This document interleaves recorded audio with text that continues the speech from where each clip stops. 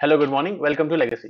अभी हम चालू कर रहे हैं यूनिट नंबर 10। अभी तक हम क्या देख चुके हैं कि ह्यूमन रिसोर्स प्लानिंग क्या होती है, उसका टैलेंट एक्विजिशन कैसे होता है, उसमें टैलेंट को ट्रेन और डेवलप कैसे करते हैं, लोगों को मोटिवेट कैसे करते हैं, उन्हें पैसे कैसे देते हैं, किस तरीके से लोगों को कॉम्पेंसेट किया जाता है, किस कौन से अलग अलग बेनिफिट दिए जाते हैं, एम्प्लॉय में डिसिप्लिन कैसे मेंटेन करा जाता है, एम्प्लॉय की प्रॉब्लम्स को कैसे सुना जाता है और कलेक्टिव बार्गेनिंग कैसी होती है। फिर अभी हम देखेंगे कि ह्यूमन रिसोर्स अकाउंटिंग, ऑडिट और ह्यूमन रिसोर्स इंफॉर्मेशन सिस्टम क्या होता है।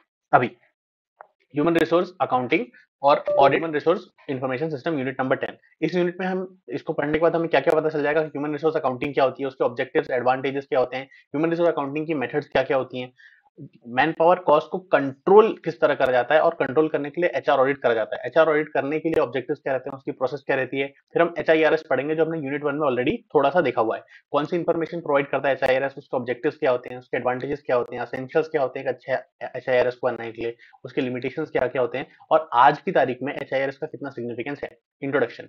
जो ऑर्गेनाइजेशन है उसकी सक्सेस डिपेंड करती है उसमें किस तरह के मतलब क्या क्वालिटी और कितने लोग काम कर रहे हैं। ये सबसे इंपॉर्टेंट असेट होता है किसी भी ऑर्गेनाइजेशन के लिए, जो कि ट्रेडिशनल अकाउंटिंग अकाउंट फॉर नहीं करती है। ह्यूमन रिसोर्सेज का मतलब होता है जो वर्कर्स आपके ऑर्गेनाइजेशन में काम कर रहे हैं, और ह्यूमन रिसोर्स अकाउंटिंग का मतलब होता है कि एक नया डायमेंशन है अकाउंटिंग का, जिसमें हम एम्प्लॉइज के सारे डेटा को रिकॉर्ड करते हैं और एनालाइज करते हैं। मतलब उसने कब ज्वाइन करा, कब क्या काम करा, कितनी स्किल्स उसके पास है, उसका क्या क्वालिफिकेशन है, वो सारी चीजें हम रिकॉर्ड करके रखते हैं और इसको यूज करते हैं डिसीजन लेने के लिए कि जो खर्चा हमने करा है एम्प्लॉयज के ऊपर, वो सही करा है कि नहीं करा है, क्योंकि बहुत खर्चा होता है। उनको ट्रेन करना है, उनको रिक्रूट करना है, उनको प्लेस करना है, उनको ओरिएंटेशन करना है। फिर जब वो काम कर रहे हैं तो डेवलपमेंट प्रोग्राम्स करने हैं, उनको छुट्टियां देनी है, उनको वेकेशन कराना है। तो उससे वो उतना रिटर्न ऑर्गेनाइजेशन को दे रहे हैं कि नहीं दे रहे हैं, उस डिसीजन को लेने के लिए मैनेजर, वो डिसीजन मैनेजर ले पाए, इसके लिए ह्यूमन रिसोर्स अकाउंटिंग करी जाती है। ठीक है। अभी इसके ऑब्जेक्टिव्स क्या क्या रहते हैं वो हम देख चुके हैं।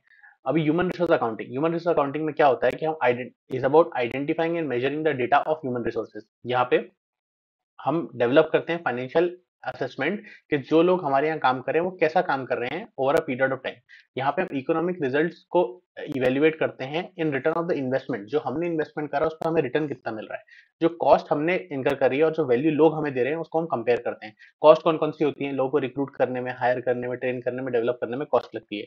एम्प्लॉय और मैनेजर्स दोनों के लिए ये कॉस्ट लगती है, तो हमें एडिक्वेसी एनालाइज करनी पड़ती है कि जो हमने खर्चा करा उससे हमें इफेक्टिव रिटर्न्स आ रहे हैं कि नहीं आ रहे हैं, जो हम वेजेस दे रहे हैं उसके खिलाफ हमें कंट्रीब्यूशन एम्प्लॉयज कर रहे हैं कि नहीं कर रहे हैं। सो एचआरए क्या होती है, ये एक प्रोसेस रहती है जिसमें हम आइडेंटिफाई और मेजर करते हैं डेटा ह्यूमन रिसोर्सेज का और कम्युनिकेट करते हैं उसको इंटरेस्टेड पार्टीज के लिए। कौन इंटरेस्टेड था, मैनेजर, क्योंकि उसे डिसीजन लेना है कि और लोगों को करना है और खर्चा करना है कि नहीं करना है। फिर पर्पस क्या होता है इसका कि जो मैनेजर है वो मॉनिटर कर सके ह्यूमन रिसोर्स सही से काम कर रहे हैं कि नहीं कर रहे हैं। हम कंट्रोल कर सकते हैं कि कितना कितने लोगों को अप्रिशिएट करना है, कितने लोगों का डिप्लीशन करना है, कन्वर्जन कितना करना है, मतलब ट्रांसफर किसको करना है, किसको प्रमोट करना है, किसको डिमोट करना है।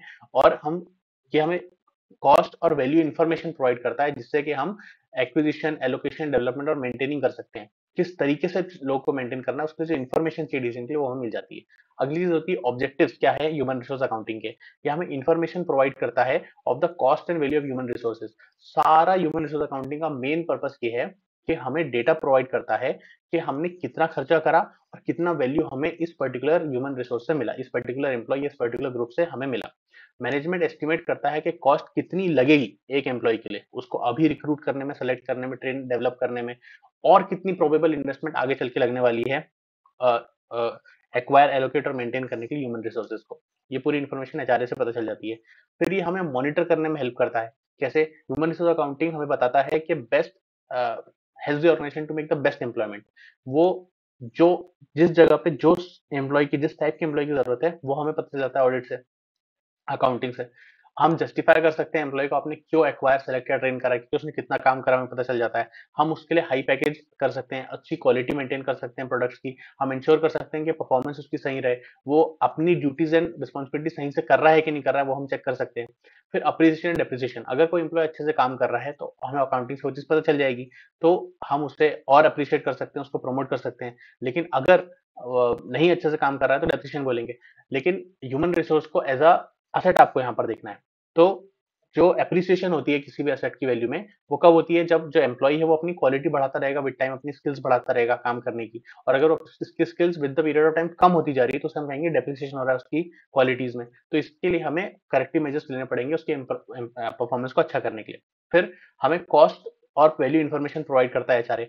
एचआरए हमें बताता है कि एक्टिविटीज जो हैं, जो कॉस्ट आपने इन्वेस्ट करी एम्प्लॉइज में, जैसे कि रिक्रूटमेंट, ट्रेनिंग, उनकी सैलरीज और वेजेस में, और जो दूसरे बेनिफिट्स आपको आपने पे करे हैं, उसका कॉस्ट वैल्यू एनालिसिस करने में आपको हेल्प करता है कि हमें जो हमने खर्चा करा उसके खिलाफ कोई रिटर्न मिल रहा है, उसके अगेंस्ट कोई रिटर्न मिल रहा है कि नहीं मिल रहा है फॉर द मैनेजर्स। ये फर्दर हमें हेल्प करता है कि एग्जैक्ट कंट्रीब्यूशन एक एम्प्लॉय कितना कर रहा है ऑर्गेनाइजेशन के अंदर, वो पता करने के लिए, जिसके बेसिस पर हम उसे कितने पैसे देंगे वो हम डिसाइड कर लेते हैं। इसका एग्जांपल है मैनेजरियल रेम्यूनरेशन। मैनेजर्स को पैसे मिलते हैं जितना प्रॉफिट वो कमाते हैं उसका परसेंटेज में, उन्हें एडिशनल पैसा नहीं मिलता है। फिर advantages of human resource accounting.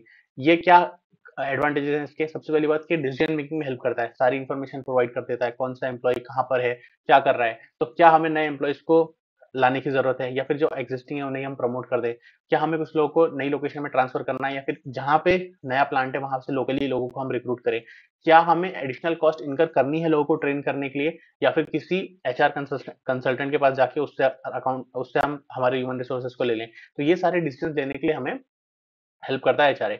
फिर आइडेंटिफाई करता है जो एग्जिस्टिंग वर्कफोर्स है उसकी स्ट्रेंथ और वीकनेस को। ह्यूमन रिसोर्स अकाउंटिंग से जो स्ट्रेंथ और वीकनेस है एग्जिस्टिंग मैन पावर की पता चलती है, जिससे मैनेजर्स जो है डिसीजन ले सकते हैं कि मैन पावर प्लानिंग कैसे करनी है, उनको ट्रेन और डेवलप कैसे करना है, किसको प्रमोट करना है, किसको ट्रांसफर करना है, किसको निकाल देना है। इससे हम राइट पर्सन को राइट जॉब में राइट टाइम में प्लेस करने में हमें एचआरए हेल्प करता है। ये मेजर करता है effectiveness of the HR policy. HR policies क्या होती हैं कि जो ऑर्गेनाइजेशन किस तरह से लोगों को रिक्रूट करती है, किस तरह से प्लेस करती है, किस तरह से उनको इवेल्युएट करती है, ये होती है एचआर पॉलिसी।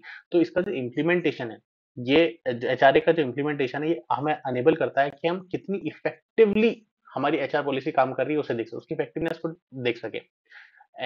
अगर मैनेजमेंट बहुत ज्यादा हाई कॉस्ट इनकर कर रहा है लोगों को रिक्रूट करने के लिए, तो उसे अपने मेथड चेंज करने की जरूरत है। और ट्रेनिंग और डेवलपमेंट की जो कॉस्ट है अगर वो बहुत ज्यादा है, तो over a period of time आपको आपकी चेंज करना पड़ेगा ट्रेनिंग प्रोग्राम को, ताकि आप उसे सस्टेनेबल रख सकें। ये बात हमें एचआरए से पता चलती है। ये हेल्प करता है इन्वेस्टर्स को जज करने में कंपनी में। अगर मान लो दो कंपनीज है जिनका करीब करीब सेम रेट ऑफ रिटर्न है, तो उस कंपनी में आप इन्वेस्ट करोगे जिसका जिसके जो ह्यूमन रिसोर्सेज है उनका वैल्यू ज्यादा, उनका कंट्रीब्यूशन, मैन पावर की क्वालिटी अच्छी है, उसमें कोई भी इन्वेस्टर इन्वेस्ट करना चाहेगा। तो ये डिसाइडिंग फैक्टर बन जाता है। फिर मेजर करता है the return in investment. Return on investment आपको कितना मिला, जो एक्सपेक्टेशन है जनरेटिंग रिटर्न्स की एम्प्लॉयज की, वो हम डिसाइड करते हैं एचआरए से। इट शुड मेक श्योर कि कंपनी जो रिटर्न ऑन इन्वेस्टमेंट हो रही है वो ग्रेटर है देन द कॉस्ट जो कंपनी ने इनकर करी है, कि रिक्रूटमेंट में, ट्रेनिंग में, डिप्लॉयमेंट में जो पैसे लगे उससे ज्यादा आपको रिटर्न मिलना चाहिए। अब अलग अलग मेथड्स क्या क्या होती है ह्यूमन रिसोर्स अकाउंटिंग की। तो पहली होती है हिस्टोरिकल कॉस्ट मेथड। ये बहुत पुरानी मेथड है, ये फाइल वगैरह ने दी हुई है, नाम याद नहीं करना है। ये सबसे पुरानी मेथड है। इसमें कन्वेंशनल मेथड्स को यूज करा जाता है जिससे कि हम वैल्यू ऑफ ह्यूमन रिसोर्स निकालते हैं। अब वैल्यू कैसे निकाली जाती है ह्यूमन रिसोर्स की, कि जितना भी आपने खर्चा करा ह्यूमन रिसोर्स को सबको टोटल कर दो, वो हो गया आपका total valuation of human resource. मतलब इसमें कॉस्ट में क्या क्या आ जाएगा कि रिक्रूट करने में, सेलेक्ट करने में, ट्रेन करने में, उन्हें प्लेस करने में, उन्हें डेवलप करने में जितना भी खर्चा हो वो हम लिख देते हैं। पहले इसे हम कैपिटलाइज करते हैं, मतलब पूरे खर्चे को बैलेंस शीट में डालते हैं, और फिर over a period of expected कितना टाइम तक ऑर्गेनाइजेशन के साथ लोग काम करेंगे उसको पीएनएल में डाला जाता है, मतलब राइट ऑफ करा जाता है, एज एन एक्सपेंस दिखाया जाता है। फिर जब उनकी सर्विस खत्म हो जाती है तो एम्प्लॉय की जब छोड़ देता है, तो जो रिमेनिंग अमाउंट है उसको हम राइट ऑफ कर देते हैं। इसमें दो टाइप की कॉस्ट रहती है। पहली होती है एक्विजिशन कॉस्ट, मतलब जो हम एम्प्लॉय को जब ऑर्गेनाइजेशन के अंदर लाते हैं, उसे रिक्रूट करने में, सेलेक्ट करने में, उसका प्लेसमेंट करने में, वो होती है। और दूसरी होती है लर्निंग कॉस्ट, मतलब जो एम्प्लॉय को ट्रेन और डेवलप करने में ऑर्गेनाइजेशन को कॉस्ट लगी। इसमें सिर्फ एम्प्लॉय नहीं, मैनेजर की भी कॉस्ट आती है। इसके फायदे क्या क्या है इस मेथड के, कि समझने के लिए आसान है, कैलकुलेट वैल्यू करने के लिए आसान है। यहाँ पे जो ट्रेडिशनल कॉन्सेप्ट्स हैं, मैचिंग कॉन्सेप्ट्स अकाउंटिंग के यूज करे जाते हैं, और जो रिटर्न होता है कंपनी का इन्वेस्टमेंट में वो इजीली कैलकुलेट आप कर सकते हो। लेकिन इसमें कुछ डिमेरिट्स भी हैं। पहली क्या हुई कि इसमें जो एस्टिमेट आप करते हो कि कितने टाइम तक कोई एम्प्लॉय हमारे साथ काम करेगा, वो तो फ्यूचर की बात है, तो उसको एस्टिमेट करना बहुत मुश्किल है। यहाँ पे जो रेट ऑफ अमोर्टाइजेशन है वो बहुत मुश्किल से हमें मिलता है। किस बेसिस पर हम राइट ऑफ करेंगे लोगों को, वो हम नहीं निकालना बहुत मुश्किल है। अब जो वैल्यू ऑफ असेट है वो डिक्रीज हो जाती है जब नंबर ऑफ पीपल बढ़ जाते हैं। मतलब अगर ज्यादा लोग हैं तो कितना वैल्यू ऑफ पीएनएल में डालोगे वो कम हो जाती है। जबकि असल में कैसा होता है कि जितने एम्प्लॉय आपके साथ ज्यादा काम करते हैं, तो उससे आपकी वैल्यू बढ़नी चाहिए, क्योंकि उनका एक्सपीरियंस बढ़ गया, उनका नॉलेज बढ़ गया। तो ये कॉन्ट्राडिक्टरी बात है, ये कॉन्सेप्चुअली गलत चीज है। फिर रिप्लेसमेंट कॉस्ट मेथड, ये रेंसिन ने दी है, इसमें क्या होती है कि हम रिप्लेसमेंट कॉस्ट निकाल के रखते हैं। उसमें जो एग्जिस्टिंग एम्प्लॉय अगर उसको हटा के हम उसकी जगह पे कोई दूसरा बंदा लाएंगे जिसके पास सेम स्किल और एक्सपीरियंस रहेगा, तो हमें कितना खर्चा लगेगा उसको ट्रेन करने में, प्लेस करने में, और जिस टाइम में कोई और नहीं रहेगा उस टाइम में जो हमारा अपॉर्चुनिटी लॉस होगा, उसमें जो हमारी प्रोडक्टिविटी कम होगी, जिससे कम काम होगा, गलतियां होंगी, उस कॉस्ट को भी हम कैलकुलेट करते हैं। तो रिप्लेसमेंट कॉस्ट में होती है जो नए बंदे को ट्रेन और रिक्रूट करने की कॉस्ट रहती है, उसमें उसको एफिशिएंसी अटेन करने में जो टाइम गैप आएगा, जो अपॉर्चुनिटी कॉस्ट रहेगी, जो प्रोडक्टिविटी लॉस होगी, वो सब इसमें आता है। हिस्टोरिकल कॉस्ट मेथड में सिर्फ संक कॉस्ट कंसिडर करा जाता था, लेकिन रिप्लेसमेंट कॉस्ट में हम देखते हैं कि दूसरे बंदे को लाने में कितना खर्चा लगेगा, और ये बहुत ज्यादा रियलिस्टिक मेथड है। इसके कुछ फायदे हैं कि यहाँ पे हम प्रेजेंट वैल्यू एस्टिमेट करते हैं ह्यूमन रिसोर्सेज की, जो कि बहुत ज्यादा लॉजिकल और रिप्रेजेंटेटिव रहता है। ये मेथड जो है ये इजीली एडजस्ट करता है ह्यूमन वैल्यू के प्राइस ट्रेंड्स को, और एक रियलिस्टिक वैल्यू हमें बताता है प्राइस रेंज, क्योंकि अब जितने जो बंदा ज्यादा स्किल रहेगा वो ज्यादा पैसा डिमांड करता है, तो ये रियलिस्टिक है। लेकिन इसके डीमेरिट्स भी कुछ हैं कि यहाँ पे जो आइडेंटिफाइड रिप्लेसमेंट है एम्प्लॉय का, वो हमेशा पॉसिबल नहीं होता है कि भाई आपने सोच लिया कि इसको हटाना है तो आप हटा ही पाओगे, मिलना तो चाहिए कोई बंदा। फिर cost of replacing the human resource जो है वो इनकंसिस्टेंट रहती है विद ट्रेडिशनल अकाउंटिंग सिस्टम। क्यों? क्योंकि यहाँ पे हम अपॉर्चुनिटी कॉस्ट के बेसिस पर काम करते हैं, और जो ट्रेडिशनल अकाउंटिंग है उसमें तो अपॉर्चुनिटी कॉस्ट आती ही नहीं है, वो तो कॉस्टिंग का कॉन्सेप्ट है। फिर अगली मेथड होती है present value and economic value method. इसमें हम क्या करते हैं कि जितनी भी एम्प्लॉय को हम पैसे देने वाले हैं, जो एम्प्लॉइज की अर्निंग है, उसको हम डिस्काउंट फॉर करके आज की टर्म्स में ले आते हैं और देखते हैं कि भाई कितना टोटल खर्चा होने वाला है हमारा, और उसके बेसिस पर हम वर्थ निकालते हैं ह्यूमन रिसोर्सेज की। ठीक है? तो जितने भी हम उसे पैसे देने वाले हैं, जैसे कि सैलरी है, अलाउंसेस है, बेनिफिट्स हैं, उस सबकी वैल्यू निकालते हैं और उसको डिस्काउंट करके प्रेजेंट वैल्यू पर लाते हैं और देखते हैं कितनी वैल्यू, एक्सपेक्टेड वैल्यू हमें रहने वाली है। इसके कुछ फायदे हैं कि जो एम्प्लॉय है उसका करियर मूवमेंट हम इनटू कंसिडरेशन लेते हैं कि भाई अभी इस लेवल पे, आगे जाके इस लेवल पे जाएगा, फिर आगे चल के अगले लेवल पे जाएगा, तो उन सब की कितने कितने पैसे रहेंगे वो सब हम देखते हैं। फिर जो पॉसिबिलिटी है एम्प्लॉय लिविंग द ऑर्गेनाइजेशन, कि उसकी डेथ हो सकती है, वो रिटायर हो सकता है, उसे भी कंसिडर करा जाता है। लेकिन इसके कुछ नुकसान भी है कि वो कितने टाइम तक हमारे साथ रहेगा ये हम कैसे डिटरमिन कर सकते हैं अभी से। वो क्या value of expected services data, वो कितना एक्सपेक्टेड सर्विस डेटा है, उसकी वैल्यू निकालना बहुत मुश्किल रहता है। Estimation of the employees chances of occupying various positions, कि कौन सी पोजीशन को ऑक्यूपाई करेगा वो आसान नहीं होता है, कंट्रीब्यूशन वो कितना करेगा वो पहले से जज करना मुश्किल है, और एग्जिट प्रोबेबिलिटीज और एक पोजीशन से दूसरी पोजीशन में जाने की जो चांसेस हैं उसको एस्टिमेट करना बहुत ज्यादा एक्सपेंसिव प्रोसेस रहता है, उसके लिए एक्सपर्ट लगाने पड़ते हैं। अगली मेथड होती है असेट मल्टीप्लायर मेथड। ये मेथड अज्यूम करती है कि जो खर्चा आपने करा और कितना वैल्यू कोई बंदा ऑर्गेनाइजेशन को देगा उसमें कोई डायरेक्ट रिलेशन नहीं है। ये जो वैल्यू ह्यूमन रिसोर्सेज की रहेगी वो डिपेंड करेगी कि लोग कितने मोटिवेटेड हैं, उनका एटीट्यूड कैसा है काम के प्रति। तो यहाँ पे हम एक मल्टीप्लायर लगाते हैं। ये एक इंस्ट्रूमेंट रहता है जिसमें रिलेवेंट पर्सनल वर्थ डाली जाती है, एक पर्टिकुलर वेट चार्ज करा जाता है according to the level in the working. यहाँ पे जो एम्प्लॉइज उनको 4 कैटेगरी में बांटा जाता है। पहला होता है टॉप मैनेजमेंट, फिर मिडिल मैनेजमेंट, फिर सुपरवाइजर और फिर क्लरिकल एम्प्लॉइज। यहाँ पे जो टोटल सैलरी है हर एक ग्रुप की निकाल ली जाती है। 4 ग्रुप है, हर एक ग्रुप की टोटल सैलरी निकाली, उसको मल्टीप्लाई कर दिया एक मल्टीप्लायर से। मल्टीप्लायर जो होता है वो उसके टेक्निकल क्वालिफिकेशन, एक्सपीरियंस पे डिपेंड करता है। एक्सपीरियंस कितना एक जॉब को पूरा करने के लिए लगता है उसके हिसाब से लगता है। पर्सनल क्वालिटीज और एटीट्यूड कैसा रहता है, और लॉयल्टी फॉर फ्यूचर सर्विस कैसी है, उसके हिसाब से मल्टीप्लायर डिसाइड होता है। मैक्सिमम मल्टीप्लायर किसका रहेगा? टॉप मैनेजमेंट का। और मिनिमम किसका रहेगा? जो क्लरिकल काम करते हैं उनका। इसके मेरिट्स क्या है कि समझने के लिए आसान है, कैलकुलेशन ईजी है, और मल्टीप्लायर जो यूज आप करते हो ये अलग अलग ग्रुप्स के लिए यूज करते हो, तो इफेक्टिवली आपको पता चल जाता है कि किसको आपको कितने पैसे देने पड़ सकते हैं। लेकिन इसका नुकसान क्या है कि जो एम्प्लॉय का मोटिवेशन और एटीट्यूड है, इसको क्वांटिफाई करना बहुत मुश्किल है। आप कैसे मेजर करोगे कि कौन कितना डेडिकेटेड? अगला कॉन्सेप्ट आता है इस controlling the man power cost. जो मैन पावर है it is the most important asset. तो उसके लिए हमें बहुत खर्चा करना पड़ता है, जैसे कि उसे एक्वायर करना है, एलोकेट करना है, ट्रेन करना है। तो ये जो एक्सपेंसेस हैं ऑफ ऑपरेटिंग कॉस्ट, ये नेसेसरी होता है कि इसे कंट्रोल में रखा जाए। अगर बहुत ज्यादा हो गए तो कंपनी कॉम्पिटिटिव नहीं रह पाएगी। इसके लिए, क्योंकि जो मैन पावर कॉस्ट है वो अलग अलग फर्म्स के अनुसार और अलग अलग इंडस्ट्रीज के हिसाब से वेरी करती है। एविएशन इंडस्ट्री में बहुत ज्यादा प्राइसेस दिए जाते हैं पायलट्स वगैरह को, और वैसे ही अगर कोई लेबर इंडस्ट्री है, लेबर इंटेंसिव इंडस्ट्री है, तो वहां पे 100-200 रुपए पर डे भी प्राइजेस मिलते हैं। तो यहाँ पे कंट्रोल करने के लिए मैन पावर कॉस्ट को हमारे पास 4 अप्रोचेस होती हैं। पहली, हम ऑब्जेक्टिव्स हमें डिसाइड करते हैं, management by objectives.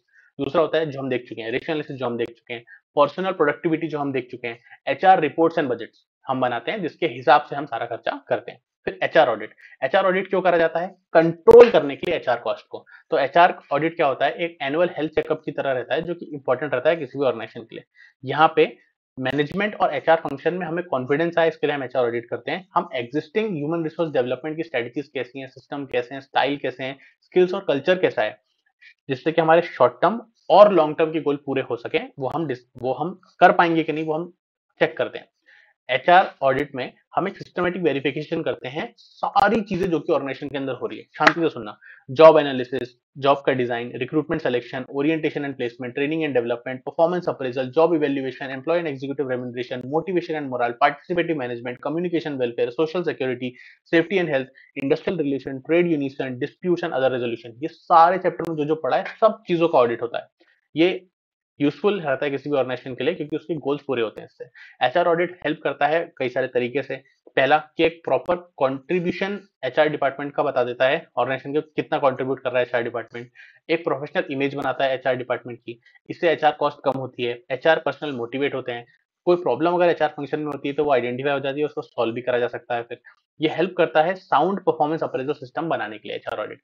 HR audit objectives क्या होते हैं कि पूरी ऑर्गेनाइजेशन का जो सिस्टम है, काय का system, recruitment, selection, orientation, placement, training, उसका आप रिव्यू कर सकते हो टाइमली बेसिस पर, साल में एक बार, साल में 2 बार या क्वार्टरली बेसिस पर, जैसा भी आप डिसाइड करो। इससे हमें जो एम्प्लॉय है उसका परफॉर्मेंस कैसा है, वो किस तरह से अपने पोटेंशियल को पूरी तरह से यूज कर रहा है कि नहीं कर रहा है, वो पता चल जाता है। सिलेक्शन प्रोसेस अप्रोप्रिएट है कि नहीं है, ट्रेनिंग एंड डेवलपमेंट की क्वालिटी कैसी है, वो सब हमें पता चल जाता है एचआर ऑडिट से। फिर हम एग्जामिन करते हैं implementation of policies and procedures. जो एचआर ऑडिट है उससे जो पॉलिसीज और प्रोसीजर्स हैं जो कि आप ऑर्गेनाइजेशन ने डिसाइड करी हुई हैं, वो सही तरीके से इंप्लीमेंट और फॉलो हो रही है कि नहीं हो रही है, ऑर्गेनाइजेशन के द्वारा भी और एम्प्लॉयज के द्वारा भी ये होता है। इसको फॉलो कराने के लिए कुछ रूल्स बनाए जाते हैं जिसे हम स्टैंडर्ड्स बोलते हैं। अगर वो सही तरीके से नहीं हो रहे हैं, उसको सही तरीके से मॉनिटर नहीं कर जाता, तो वो एम्प्लॉय की गलती नहीं थी, ऑर्गेनाइजेशन की गलती होती है। तो ऑर्गेनाइजेशन के लिए इसके लिए एचआर ऑडिट कराना पड़ता है। ये मेजर करता है effectiveness of the policy and procedures. एक चीज होती है कि पॉलिसी एंड प्रोसीजर फॉलो हो रही है कि नहीं हो रही है, दूसरी चीज होती है कि पॉलिसी एंड प्रोसीजर सही बनी है कि नहीं बनी है, जो मैनेजमेंट की एक्सपेक्टेशन है वो असल में पूरी हो भी पा रही है कि नहीं हो पा रही पॉलिसी से, वो भी डिसाइड होता है इससे। फिर जो हम रिव्यू करते हैं personal system in comparison to other organisations, मतलब company to company, organisation to organisation, एक इंडस्ट्री में या दूसरी इंडस्ट्री से कंपेयर करते हैं, ताकि जो दूसरी इंडस्ट्री से हमें चैलेंज आने वाला है उसके लिए हम कॉम्पिटिटिव और रेडी रह सकें। एचआर ऑडिट ये करके देता है हमें। अभी एचआर ऑडिट की प्रोसेस क्या रहती है? एचआर ऑडिट में हम is the process to review the implementation and effectiveness of the HR of the policy and procedures, जिससे हम इंश्योर करते हैं कि एम्प्लॉयमेंट लॉज से हमारी कंप्लायंस रहे, और हम एग्जामिन करते हैं कि जो मैनेजमेंट है वो इंप्लीमेंट कर रहा है कि नहीं बेस्ट प्रैक्टिसेस और नॉट। तो कोई भी ऑर्गेनाइजेशन अपने आप से काम नहीं कर सकती, उसमें कुछ ना कुछ रूल्स एंड रेगुलेशंस होते हैं जो गवर्नमेंट ने बनाए हैं, जिसको उसे फॉलो करना पड़ता है। तो एचआर ऑडिट जो प्रोसेस है वो रिव्यू करती है कि जो पॉलिसीज ऑर्गेनाइजेशन ने बनाई हैं ताकि वो गवर्नमेंट लॉ को कंप्लाई कर सके, वो सही से काम कर रही है कि नहीं कर रही है। एचआर ऑडिट ऑल्सो इवेल्युएट करता है कि पर्सनल मैनेजमेंट आपका इफेक्टिवली काम कर रहा है कि नहीं कर रहा है। पर्सनल मैनेजमेंट क्या होता है हम देख चुके हैं। सर्टेन स्टेप्स, तो इसमें कुछ स्टेप्स होती हैं। सबसे पहली बात, हम आइडेंटिफायर्स को इंडिकेटर्स को आइडेंटिफाई करते हैं।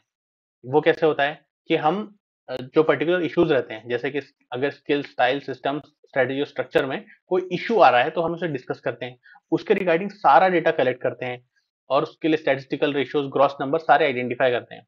फिर हम जो इन्फॉर्मेशन हमारे पास आई उसमें अगर कुछ हमें लगता है कि इसमें कुछ प्रॉब्लम है तो उसे हम एग्जामिन करते हैं, स्क्रूटनी करते हैं हर चीज की। जो प्रीवियस करस्पॉन्डिंग पीरियड था, मतलब मान लो हम 3 महीने का ऑडिट कर रहे हैं, तो इसके पहले के जो 3 महीने थे उसमें इन सेम इंडिकेटर्स में किस तरह का परफॉर्मेंस था और कितना चेंज आया, उसको हम कंपेयर करते हैं पिछले पीरियड से इस पीरियड में सेम इंडिकेटर्स का। फिर कंपेयर एंड एग्जामिन करते हैं वेरिएशंस का, अलग अलग डिपार्टमेंट्स और सिमिलर यूनिट्स दूसरे इंडस्ट्री से कंपेयर करते हैं, ताकि हमारा अगर 10% आ रहा है सेटिस्फैक्ट्री लेवल, तो दूसरे कंपनी का कितना आ रहा है, ताकि हम कंपेयर कर सकें और कहाँ गलती हो रही है वो पता कर सकें। फिर हम ट्रेंड लाइन्स बनाते हैं। यहाँ पे हम दूसरे डिपार्टमेंट्स ऑर्गेनाइजेशन के अंदर से हम ट्रेंड डिराइव करते हैं that exist and would analyse and depict in the form of trend lines, frequency distribution, statistical correlations. हम बनाने की कोशिश करते हैं कि कोई चीज क्यों हो रही है, कैसे हो रही है, और आगे चल के क्या इसका इफेक्ट होने वाला है, वो सब हम बनाते हैं। फिर हम एक डिटेल्ड रिपोर्ट बनाते हैं जिसमें सारे कॉज एंड इफेक्ट रहते हैं, और उसे फिर हम सबमिट करते हैं टू द टॉप मैनेजमेंट या फिर एक सुटेबल लेवल के मैनेजर को जो कि एक्शन उसके लिए ले सकता है। फिर ह्यूमन रिसोर्स इंफॉर्मेशन सिस्टम, ये बहुत इंपॉर्टेंट चीज है। यहाँ पे क्या होता है कि हम कंप्यूटर्स को यूज करके एम्प्लॉइज का, मतलब ह्यूमन रिसोर्सेज का सारा data collect, store, maintain, retrieve और वैलिडेट करते हैं, जैसा भी ऑर्गेनाइजेशन को चाहिए हो तब उसे निकाला जा सकता है। ये पूरे मैनेजमेंट इंफॉर्मेशन सिस्टम का एक छोटा सा पार्ट होता है, लेकिन ये कंप्यूटर बैक्ड होता है। जरूरी नहीं है कि हमेशा कंप्यूटर का यूज करके ही HRIS हो, लेकिन यूजुअली HIRS कंप्यूटर को यूज करके होता है ताकि टाइमली और एक्यूरेट डेटा हमें मिल सके। HIRS कई एरियाज पे लगाया जाता है, जैसे कि training management, risk management, turnover analysis, succession requirements, attendance reporting, human resource planning, accident reporting and prevention etcetera. ये सब हम पढ़ चुके हैं। फिर मेन यूज ऑफ टेक्नोलॉजी क्या है ह्यूमन रिसोर्स मैनेजमेंट में, कि HIRS जो है वो डेटा प्रोवाइड करता है मैनेजमेंट को, कि वो to that can be communicated widely, providing access to other users of the organization. सारा एम्प्लॉयज का सारा डेटा जो होता है, अलग अलग फील्ड का, अलग अलग चीजों का, वो सारा मैनेजर के पास आ जाता है ऑन वन क्लिक, जिससे डिसीजन लिया जा सकता है। फिर कौन सी इंफॉर्मेशन HIRS प्रोवाइड करता है? हर एक ऑर्गेनाइजेशन को डिसीजन लेने पड़ते हैं अलग अलग लेवल पे, और HIRS हेल्प करता है बाय सप्लाइंग इंफॉर्मेशन जो कि रिक्वायर्ड होती है इफेक्टिव मैनेजमेंट के लिए। कैसे? रिक्रूटमेंट की इंफॉर्मेशन, मतलब कि अगर HIRS है आपके पास, तो वो आइडेंटिफाई करके देगा कि कौन सी पोजीशन वेकेंट हुई है, कहाँ पे वैकेंसी आई है, उस वैकेंसी की डिटेल्स लेगा कि किस तरह के लोगों की जरूरत है, क्या क्वालिफिकेशन के लोगों की जरूरत है। फिर जो कैंडिडेट जिन्हें अप्लाई करा उनसे मैच करके स्किल्स बताएगा, उसका कॉस्ट एनालिसिस करेगा, इंटरनल जॉब पोस्टिंग करेगा, शेड्यूल करेगा इंटरव्यूज को, पोस्ट करेगा इंटरव्यू कॉल्स को कैंडिडेट्स के लिए। तो पूरी रिक्रूटमेंट प्रोसेस ईजी हो जाती है HIRS से। फिर आप करियर प्लानिंग इंफॉर्मेशन, जो एम्प्लॉय है उसकी सारी इंफॉर्मेशन इसके अंदर रहती है HIRS के अंदर। तो उसका प्रमोशन कब करना है, ट्रेनिंग डेवलपमेंट प्रोग्राम कैसे करना है, on the basis of the program वो प्लान कर सकता है। अगर कोई एम्प्लॉय परफॉर्म नहीं कर रहा है तो उसको डिमोट करना है, अगर अच्छे से परफॉर्म कर रहा है उसको प्रमोट करना है, सैलरी हाइक देनी, ये सब सजेस्ट करता है HIRS। ट्रेनिंग इन्फॉर्मेशन, HIRS क्या करता है, इन्फॉर्मेशन प्रोवाइड करता है कि किस किस को किस जगह पे ट्रेनिंग की जरूरत है। जब बहुत टाइम तक हाउ हाउ मतलब कैसे डिसीजन होते हैं इसमें, कि आप ट्रेनिंग प्रोग्राम को शेड्यूल कर सकते हो, कितने दिन की ट्रेनिंग करानी है, कौन से कोर्स की ट्रेनिंग करानी है, कोर्स की स्पेसिफिकेशन क्या रहेगी, किस बंदे से करवानी है, क्योंकि उसके भी ऑप्शंस रहते हैं। HIRS हमें प्रोवाइड करता है cost training programs by analyzing the cost incurred and the benefit data out of it. एक इन हाउस फैकल्टी अगर आप यूज कर रहे हो तो उसका भी डेटाबेस रहता है, और अगर आप बाहर से फैकल्टी ला रहे हो लोगों को ट्रेन करने के लिए, उसका भी अलग से डेटाबेस रहता है। अप्रेजल इन्फॉर्मेशन, जो परफॉर्मेंस है एम्प्लॉय की, वो आप अप्रेज करते हो, बढ़ाते हो ईयरली, हाफ ईयरली या क्वार्टरली बेसिस पर। तो वो कैसे आप बढ़ाओगे, उनके परफॉर्मेंस लेवल बढ़ाओगे, तो उनके परफॉर्मेंस को जज करना एक पर्टिकुलर टाइम फ्रेम में इजी हो जाता है अगर आपके पास HIRS रहता है, क्योंकि वो आपको एनालाइज और रेट करके देता है एम्प्लॉय के परफॉर्मेंस में on the basis of the information available. ये आपको फीडबैक भी प्रोवाइड करता है उस इन्फॉर्मेशन को एनालाइज करने के बाद, जिससे कि एम्प्लॉय का करियर पाथ मैनेजमेंट डिसाइड कर सकता है। HIRS प्रोवाइड करता है एम्प्लॉय का data on their remuneration, employee को कितना वेजेस देनी है, कितना इंसेंटिव देना है, उसका टैक्स इन्फॉर्मेशन कैसा है, उसका हेल्थ इंश्योरेंस बेनिफिट उसको कितने मिलते हैं या कितने और देने हैं, उसका अटेंडेंस कैसा है, और बाकी सारी जो इन्फॉर्मेशन है डिसीजन लेने के लिए, वो सारी HIRS के पास होती है, जो आपको तुरंत प्रोसेसिंग में मिल जाती है, टाइम नहीं लगता है। पर्सनल रिसर्च इन्फॉर्मेशन, HIRS जो है वो रिसर्च इन्फॉर्मेशन प्रोवाइड करता है। कोई भी एम्प्लॉय अगर ज्वाइन करता है तो उसकी पास्ट इन्फॉर्मेशन मांगी जाती है, कि आपका क्वालिफिकेशन, एक्सपीरियंस, पास्ट परफॉर्मेंस, आपने पहले जो जॉब थी उससे स्विच क्यों करा, सैलरी कितना था पहले आपको, वो सब आपके पास रहता है।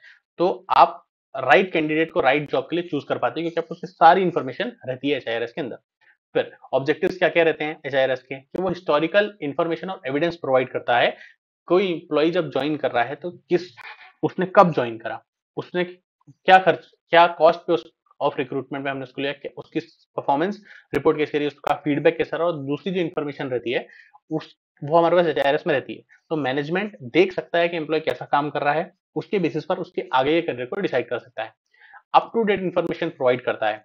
जो HRS की इन्फॉर्मेशन है वो कंटिन्यूसली अपडेट होती रहती है, जब भी कोई एम्प्लॉय आ रहा है, जा रहा है, उसकी कोई चीज मतलब उसकी अटेंडेंस अपडेट हो रही है, उसका अगर आपने कोई अप्रेजल दिया, बेनिफिट दिया एडिशनल, तो वो उसके पास आ रहा है, उसने अगर काम नहीं किया अच्छे से तो वो उसके फीडबैक में आ रहा है।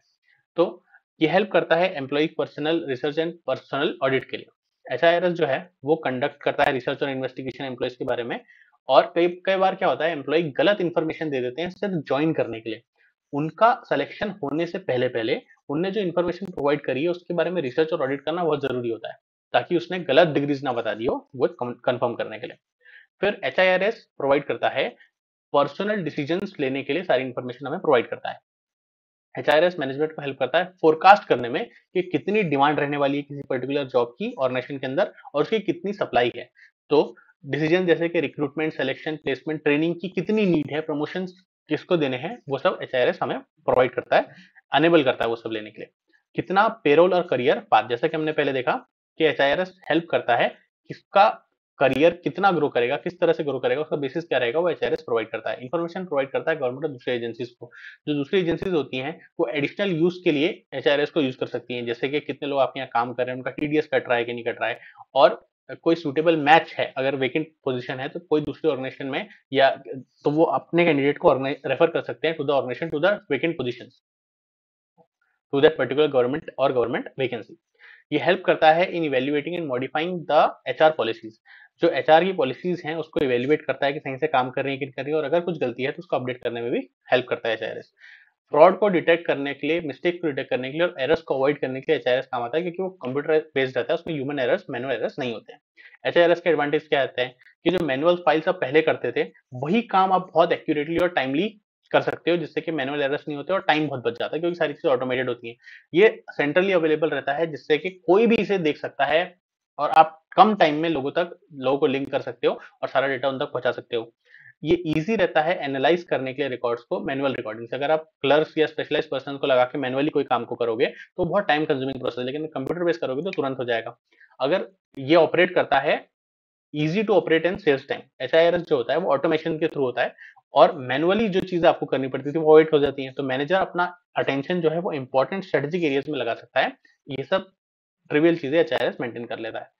Administer the employee information, employee का क्या अटेंडेंस है, क्या उसके रिकॉर्ड्स हैं, कितने टाइम उसने छुट्टी ली है, उसको क्या बेनिफिट्स हैं, वो सारी चीजें इलेक्ट्रॉनिकली कर सकता है। अपना अटेंडेंस दे सकता है, लीव के लिए अप्लाई कर सकता है, नए एम्प्लॉइज को जो बेनिफिट प्लान है उसमें एनरोल कर सकता है, करंट एम्प्लॉइज लॉग ऑन कर सकते हैं मॉनिटर पे, करंट बेनिफिट कवरेज कितना है, वो सब चीजें एचआईआरएस से हो जाती हैं ऑन फ्यू क्लिक्स। आप ऑर्गेनाइजेशन के लिए अप्लाई कर सकते हो, अगर कोई जॉब ओपनिंग आ रही है तो आप रेज्यूमे अपना सबमिट कर सकते हो, आप उसके लिए ऑनलाइन कॉन्टेक्ट कर सकते हो उनके साथ। जो ये इन्फॉर्मेशन होती है ये इजीली एक्सेसिबल रहती है बाय दी हायरिंग मैनेजर। ये डिसीजन सपोर्ट सिस्टम रहता है। कोई भी डिसीजन आपने लिया है तो उसके लिए आपको उसका क्या रिकॉर्ड्स है, उसकी क्या टैक्स इन्फॉर्मेशन है, क्या इंश्योरेंस बेनिफिट्स है, एम्प्लॉय का अटेंडेंस कैसा है, वो सारी चीजों को बैक, आपकी उसको एम्प्लॉय करना है नहीं करना है उसको बैक करने के लिए आपको ये सारी इन्फॉर्मेशन लगती है। ये सब आपको एचआईआरएस इजीली प्रोवाइड कर देता है, तुरंत फास्ट एक्यूरेट इन्फॉर्मेशन वो भी फास्ट प्रोसेसिंग के साथ देता है। तो ये इंपॉर्टेंट टूल है स्ट्रेटेजिक प्लानिंग के लिए और उसकी इंप्लीमेंटेशन के लिए। अभी एचआईआरएस अच्छा होने के लिए कुछ एसेंशियल्स होते हैं कि उसको अपने ऑब्जेक्टिव्स पूरे करने चाहिए। ऑब्जेक्टिव्स क्या होते हैं कि एचआरएस एक्यूरेट इन्फॉर्मेशन हमें दे, जिससे कि हम फर्दर प्रोसेसिंग कर सकें, ताकि सारी इन्फॉर्मेशन हमारे पास हो, ताकि हम सही डिसीजन ले सकें। ये उसका मेन ऑब्जेक्टिव है। तो ऑब्जेक्टिव के अनुसार होना चाहिए वो। फिर उसको फॉलो करने चाहिए कुछ प्रॉपर प्रोसीजर्स एंड फॉर्मेट्स। कई कई बार क्या होता है कि एचआईआरएस को सही तरीके से मेंटेन नहीं करा जाता है, जिसकी वजह से वो गलत रिजल्ट देने लगता है। तो उसे सही तरीके से मेंटेन करना, सही तरीके से ऑपरेट करना, ताकि वो हमें एक्यूरेट इन्फॉर्मेशन प्रोवाइड करे। उसके लिए कुछ प्रोसीजर्स हम बनाते हैं, सेट प्रोसीजर्स होती हैं जिसको फॉलो करना पड़ता है, और वो मस्ट होता है। तो उन प्रोसीजर को फॉलो करेंगे तो अच्छा एचआईआरएस बनेगा। इजी टू अंडरस्टैंड होना चाहिए एचआईआरएस। अगर वो बहुत ज्यादा डिफिकल्ट हो जाएगा और एम्प्लॉयज को समझ ही नहीं आएगा तो उसको कोई मतलब ही नहीं रहेगा। उसकी जो कॉस्ट है वो बहुत ज्यादा नहीं होनी चाहिए उसके बेनिफिट से, या बेनिफिट से कम होनी चाहिए, और बेनिफिट डिराइव ज्यादा रहना चाहिए एचआरएस से।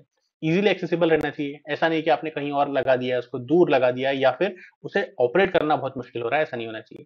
जो इन्फॉर्मेशन एचआरएस से आ रही है वो अच्छी, तब एचआरएस अच्छा तब होगा जब इन्फॉर्मेशन उससे जो आ रही है वो अच्छी है, टाइम सेव कर रही है मैनेजर का डिसीजन लेने के लिए, और वेरीफाएबल है। जो एचआर के जो ह्यूमन रिसोर्सेज के जो रिकॉर्ड्स हैं उसको वेरीफाई कर सकते हो टाइम टू टाइम। मैनेजर उसको इजीली वेरीफाई कर सकता है अपने खुद के एक्सपीरियंस से, और सही रिजल्ट आना चाहिए उससे। लेकिन एचआरएस के कुछ ना कुछ लिमिटेशंस भी होते हैं। ये बहुत अच्छा टूल है, ह्यूमन रिसोर्स की सारी इन्फॉर्मेशन प्रोवाइड करता है, लेकिन इसके कुछ ग्राउंड से इसमें क्रिटिसाइज भी करा जाता है। पहली बात, फेलियर इन फोरकास्टिंग। एचआईआरएस जो होता है वो टोटली कंप्यूटर पे बेस्ड रहता है, और सारी इन्फॉर्मेशन जो है वो एक्सपर्ट्स उसके अंदर सेव करते हैं। अगर उनने कोई इन्फॉर्मेशन गलत स्टोर कर दी, कोई इन्फॉर्मेशन स्टोर करना भूल गए, तो ऑर्गेनाइजेशन के लिए तो बहुत मुश्किल हो जाएगी। डिमांड फोरकास्ट और सप्लाई फोरकास्ट गलत हो जाएगा, तो हमें पता ही नहीं चलेगा कि कितनी रिक्वायरमेंट है, हमारा पूरा प्रोसेस खराब हो जाएगा उसकी वजह से। Perception of top management. कई कई बार क्या होता है कि टॉप मैनेजमेंट को लगता है कि एचआईआरएस को ऑपरेट करने के लिए बहुत ज्यादा टाइम लगेगा, कन्वर्जन कॉस्ट लगेगी, और किसी एक्सपर्ट को बुलाना पड़ेगा जिसको सैलरी भी देनी पड़ेगी, तो टाइम भी लगेगा, पैसा भी लगेगा। उससे अच्छा तो जो हम अभी कर रहे हैं वही करेंगे, काम चलता रहेगा। तो उसकी वजह से एचआईआरएस को यूजुअली यूज नहीं करा जाता, अगर मैनेजमेंट को ऐसा लगता है तो। ये डिफेक्ट्स होते हैं इन द इम्प्लीमेंटेशन सिस्टम। कई सारे एरर्स, फ्रॉड और फेलियर्स हो सकते हैं आउटपुट जनरेशन में, जो डिटेक्ट होते हैं और कई बार डिटेक्ट नहीं हो पाते हैं, जिसकी वजह से जो इन्फॉर्मेशन एचआईआरएस से आती है वो गलत हो सकती है। और अगर एचआईआरएस की इन्फॉर्मेशन गलत हो गई तो उस पर ट्रस्ट नहीं कर सकते आप। तो इतना भारी-भारी जो इन्वेस्टमेंट और एक्सपर्ट्स को आपने करा, वो सब वेस्ट हो जाता है। फिर lack of proper training in HRS operators. क्या होता है कि एचआरएस को ऑपरेट कोई भी नहीं कर सकता। वो एक कॉम्प्रिहेंसिव प्रोसेस रहता है जिसके लिए आपको स्पेशलाइज्ड एक्सपर्ट्स को एम्प्लॉय करना पड़ता है। अगर वो एम्प्लॉय आपके पास नहीं है, तो आपको एम्प्लॉइज को ट्रेन और डेवलप करना पड़ेगा जिसमें और कॉस्ट लगेगी। तो एक्यूरेट डेटा लाने के लिए आपको स्पेशलाइज्ड लोग चाहिए और अगर वो नहीं है तो आपके पास आपको प्रॉब्लम फेस होगी कि डेटा ही नहीं मिलेगा आपको सही तरीके से। फिर ये सब बातें हैं, लेकिन क्या एचआईआरएस एक्चुअली आज की तारीख में इंपॉर्टेंट है, यूज करते हैं? तो एचआईआरएस सारी इन्फॉर्मेशन सिस्टमेटिक ऑर्डर में रखता है। लोगों का नाम, उनका डेट ऑफ बर्थ, उनका marital status, academic, professional qualification, सारी चीजें हमें प्रोवाइड हो जाती हैं। ये हेल्पफुल रहता है डिसाइड करने के लिए कितना किसको पैसा मिलेगा, कितना किस तरह का ट्रेनिंग और डेवलपमेंट प्रोग्राम लोगों को देना है, किस तरह के बेनिफिट्स उनको मिलते हैं या और देने हैं। तो आज की तारीख में बहुत ज्यादा सिग्निफिकेंट है एचआईआरएस। बड़ी-बड़ी कंपनीज एचआईआरएस को यूज करती हैं और उसके बहुत सारे अलग रीजंस भी हैं कि वो मैनेजर को सारी इन्फॉर्मेशन प्रोवाइड करता है एम्प्लॉइज की, हेल्प करता है recruitment, selling, selection, training, development और प्रमोशंस में, हार्मोनाइज करता है इंडस्ट्रियल रिलेशंस के लिए, फर्म्स की गुडविल क्रिएट करता है कि इन डेप्थ स्टडी होती है एम्प्लॉइज की, वहां पे एम्प्लॉइज खुश रहते हैं उससे। मैनेजर डिसाइड कर सकता है कि कितनी वेजेस, सैलरीज, बेनिफिट्स देने हैं लोगों को। इक्वल एम्प्लॉयमेंट अपॉर्चुनिटीज देता है एम्प्लॉइज को उनकी क्वालिफिकेशन, पास्ट एक्सपीरियंस के बेसिस पर। Up to date employee information रखता है अपने पास कि कितना ट्रांसफर टर्नर हुआ ताकि डिसीजन लिए जा सके टाइम वेस्ट होने से पहले। On the basis of present requirement of the organization help करता है कि बेस्ट ट्रेनिंग प्रोग्राम डेवलप करे जा सके। जो हेल्प करता है गवर्नमेंट को गैदर करने के लिए data in respect of turnover and rate of absenteeism, कितने लोग आ रहे हैं, कितने लोग जा रहे हैं, गवर्नमेंट को हेल्प करता है इन्फॉर्मेशन प्रोवाइड करने के लिए। और ऑर्गेनाइजेशन को हेल्प करता है in planning and analysing the HR demand and supply. Human resource की कितनी डिमांड और सप्लाई है उसको डिसाइड करने के लिए एचआरएस बहुत काम करता है। तो इस चैप्टर में हमने क्या क्या देख लिया? चैप्टर में हमने देखा कि ह्यूमन रिसोर्स अकाउंटिंग क्या होती है, उसके ऑब्जेक्टिव्स क्या होते हैं, उसके फायदे क्या होते हैं, अलग अलग मेथड्स क्या क्या होती हैं। तो हमने देखी historical cost method, replacement cost method, present value and economic value method, जिसमें हम प्रेजेंट वैल्यू पे लाते हैं, और multiplier method, asset multiplier method. फिर हमें मैन पावर कॉस्ट को कंट्रोल करने की जरूरत है, उसके लिए हम एचआर ऑडिट करते हैं, उसके ऑब्जेक्टिव्स क्या होते हैं, उसकी प्रोसेस क्या होती है। फिर हमने एचआईआरएस देखा, ह्यूमन रिसोर्स इन्फॉर्मेशन सिस्टम, कौन सी इन्फॉर्मेशन को प्रोवाइड करता है, किस किस टाइप की इन्फॉर्मेशन होती है, उसके ऑब्जेक्टिव्स क्या होते हैं, उसके फायदे क्या होते हैं, एसेंशियल्स क्या होते हैं अच्छे एचआईआरएस के, इसकी लिमिटेशंस क्या होती हैं, और आज की तारीख में क्या क्या रीजंस है कि लोग एचआईआरएस को यूज करते हैं। This was the chapter. Good night. मेरा ये चैनल सब्सक्राइब करें और मेरे हर अपडेट आपको मिले, इसके लिए बेल आइकन जरूर दबाइएगा। आप सभी को मेरी ढेर सारी शुभकामनाएं।